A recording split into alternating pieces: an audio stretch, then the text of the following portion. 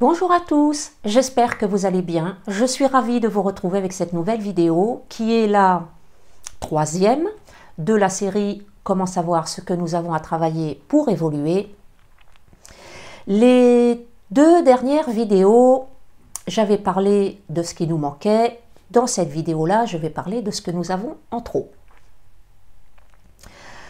Ce n'est pas si facile que ça, à savoir quand on est en excès. En numérologie, on considère que quand nous avons un 2 dans un domaine, c'est équilibré. Quand nous avons un 3, c'est dominant. Et au-delà de 3, nous sommes en excès. Mais ce n'est pas tout à fait juste. Parce que quand nous avons un prénom et un nom de famille qui n'a pas beaucoup de lettres, en général, d'après tous les thèmes que j'ai faits, c'est entre 13 et 14 lettres et ça peut aller jusqu'à à peu près 17-18 lettres. Donc là, on va être dans une fourchette de 2. Mais quand on a plus de lettres que ça, eh bien c'est faussé. Donc le mieux, c'est de faire un équilibre de la grille. Pour ça, c'est très simple. Vous comptez le nombre de lettres que vous avez et vous divisez par les 9 domaines. Donc ici, Coluche a 13 lettres. Divisé par 9, ça lui donne un équilibre à 1,44. Donc, pour lui, quand il est entre 1 et 2, c'est équilibré. Au-delà, quand il a un 3, ça veut dire qu'il est dominant, puis un 4, c'est en excès. Même 3, c'est dominant, c'est en excès. Voilà, et puis comme ça, c'est plus juste.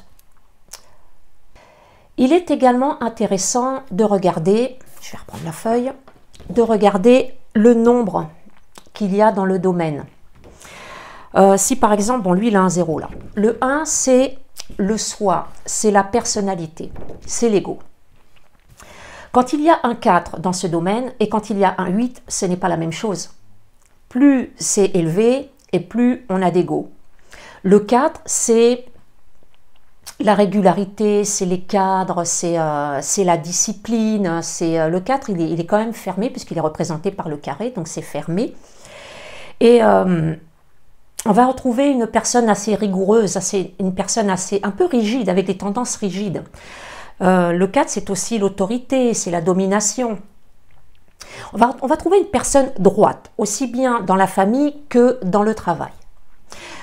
Les amis, c'est pareil, c'est pas quelqu'un qui vous trahira. Hein. Par contre, quand il y a un 8, et bien là, c'est beaucoup plus... Là, on est quand même beaucoup plus dans l'ego. Le 8, c'est très dominant. Le 8, c'est le nombre le plus puissant. Donc là, on va voir vraiment quelqu'un de tranchant, quelqu'un de dirigiste. Il peut être arriviste parce que le 1, déjà, c'est l'entrepreneuriat, mais le 8 aussi, c'est beaucoup le monde des affaires. Donc là, on va avoir quelqu'un qui est quand même c'est un extrémiste hein, au niveau de ses attitudes. Et puis c'est quelqu'un qui veut y arriver. C'est l'élévation sociale. Le 1 et le 8, c'est l'élévation sociale. Donc on va être plus là-dedans. Voilà, donc ça va donner quand même des personnalités différentes. C'est pas parce que vous avez un excès dans le domaine du 1, par exemple, il faut aussi nuancer tout ça. Pour ça, j'ai fait des fiches l'année dernière de tous les vibrations des nombres et vous pouvez vous référer donc à ces fiches pour mieux comprendre votre personnalité. D'ailleurs, toutes ces fiches, je les ai mis dans... Ah, je ne me rappelle plus comment on appelle ça. Une playlist. Voilà, j'ai fait une playlist que vous allez trouver facilement.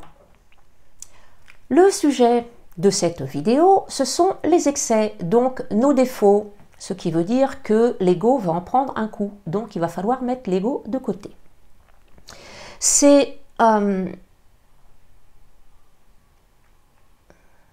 reconnaissant, en acceptant et en regardant nos parts d'ombre en face qu'on peut les transformer. Si on fait la politique de l'autruche, ce qu'on devait travailler dans cette incarnation, on va le retrouver dans la prochaine incarnation. Donc c'est mieux de calmer un peu l'ego et puis d'accepter tout ça. Je ne vais pas parler de tous les excès, je vais seulement aborder les plus importants. J'ai fait des petits résumés que je vais vous lire et je vais commencer par l'excès du 1. Le 1. Avec un excès de 1, vous savez vous imposer et en imposer. Les plus grosses problématiques sont l'autorité, la domination et l'égocentrisme. Essayez d'être plus doux, plus calme, plus attentionné, plus tolérant, plus patient et plus à l'écoute des autres. Ce n'est pas dans des comportements autoritaires et égoïstes qu'on reconnaît votre valeur, mais dans votre aptitude à soutenir, à aider et à partager. Le 2. Avec un excès de 2, vous avez bien du mal à avancer seul. Les plus grosses problématiques sont la dépendance et la passivité. Essayez de dépasser vos inquiétudes, vos incertitudes, la peur de l'abandon et de la solitude. Apprenez à agir seul, cessez de vous cramponner aux autres, c'est en reprenant confiance en vous que vous serez moins possessif et vivrez des relations plus harmonieuses. Le 3. Avec un excès de 3, vous ne passez pas inaperçu. Les plus grosses problématiques sont votre désir d'être admiré et votre dispersion. Essayez d'être plus naturel, plus humble, moins susceptible, moins coléreux, moins orgueilleux et plus structuré. En exploitant mieux vos qualités d'expression, vous ferez profiter les autres de vos talents d'artiste et d'orateur. L'humour est un don, ne le gaspillez pas. Le 4. Avec un excès de 4, on vous repère pour votre maniaquerie. Les plus grosses problématiques sont votre rigidité et votre autorité.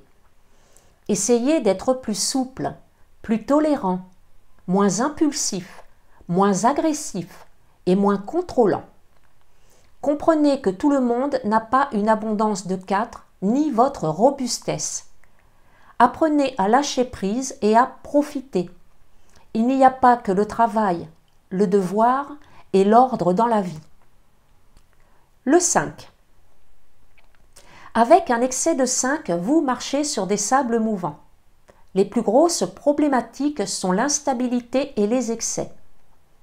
Reprenez votre souffle et essayez d'être plus responsable, moins excentrique, moins agité, moins impulsif et moins abusif. À trop jouer avec le feu, on finit toujours par se brûler.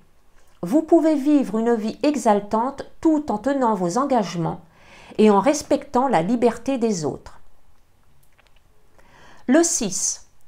Avec un excès de 6, vous avez tant de mal à vous décider.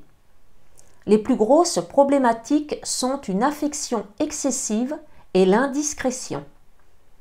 Essayez d'être moins collant, moins dépendant, moins possessif, moins exigeant et de moins vous immiscer dans la vie des gens, même si l'idée est de secourir. Le surplus de maternage peut étouffer. Acceptez les limites des autres.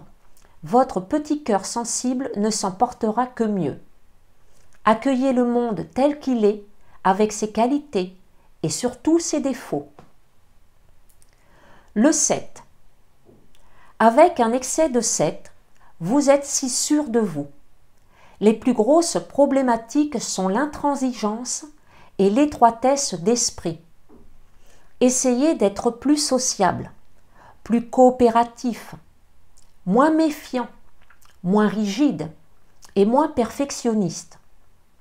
Les échanges ne sont pas votre point fort, mais en assouplissant un peu votre esprit, vous donnerez sans doute aux autres l'envie de vous approcher d'un peu plus près. Le monde intérieur et la recherche ne sont pas les seules sources de richesse. Revenez et essayez de vous ouvrir un peu plus. Le 8. Avec un excès de 8, vous avez bien du mal à maîtriser votre puissance.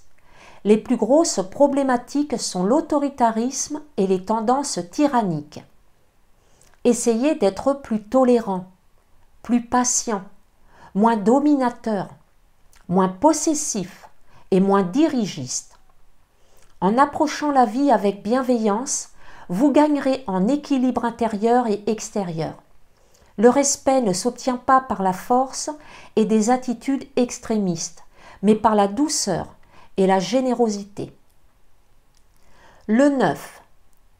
Avec un excès de 9, vous n'avez plus les pieds sur terre parfois. La plus grosse problématique est un émotionnel trop important. Essayez d'être moins crédule, moins tendu, moins révolté, moins pessimiste et moins angoissé. Votre grand cœur d'humaniste pourra mieux donner si vous gardez le sens des réalités. Vous êtes souvent victime de vos propres chimères et de vos énergies trop sensibles. Apprenez à vous affermir et soyez plus prudent, ça évitera de vous faire avoir.